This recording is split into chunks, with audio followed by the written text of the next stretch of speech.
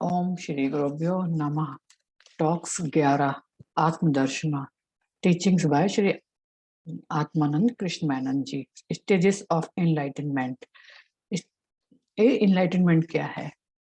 ये आत्मज्ञान क्या है? कोई जब कोई व्यक्ति कोई सुंदर मूर्ति को देखता है तो उसके रूप की तरफ आकर्षित होता है और उसकी सुंदरता को देखता है कि मूर्ति कितनी सुंदर है।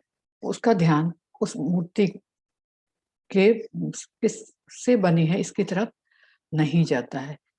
इसी तरह माइंड मन जो कॉन्शियसनेस के माध्यम से बाहर वर्ल्ड में जगत में आता है, ये जगत की तरफ देखता है, तब वो अपने असली स्वरूप को भूल जाता है। वो उस जगत को सही मानता है और उसमें ही भ्रमित होता है और उसमें ही घूमता है और आकर्षित होता है, क्योंकि इंद्रियां उसको जगत में आकर्षित करती हैं।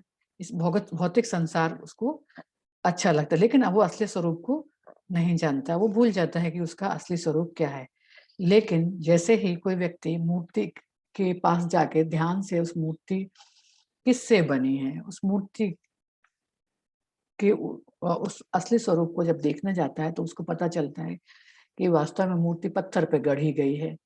वो पत्थर ही है जिसपे ये मूर्ति गढ़ी गई है। उसी तरह से जब कोई व्यक्ति अपने आप को मैं को खोजने जाता है कि मैं कौन हूँ, हु एम आई, तब वो अवेयर होके ध्यान से अपने सोर्स पर जाता है और उसका मन अंदर की तरफ मुड़ता है, जानना चाहता है कि इसका सोर्स क्या है, इस मैं का, ये इस माइंड का सोर्स क्या है। ध्यान देकर अवेयर होके वो अपने स्वयं की खोज करता है। जब ध्यान देने से या जांच करने से उसे पता चलता है कि ये बाहरी स्वरूप उसका असली नहीं है, असली स्वरूप तो वो साक्षी है, चेंजलेस आई है।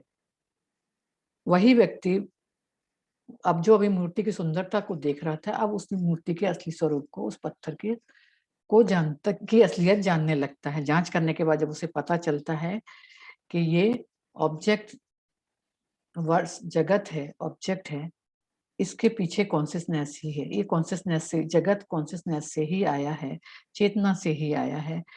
तब उसको रियलाइज होता है सर्वम सर्वम खालिद ब्रह्मम ब्रह्मन, सब कुछ ब्रह्मन से ही आया है, जगत चेतना ही है।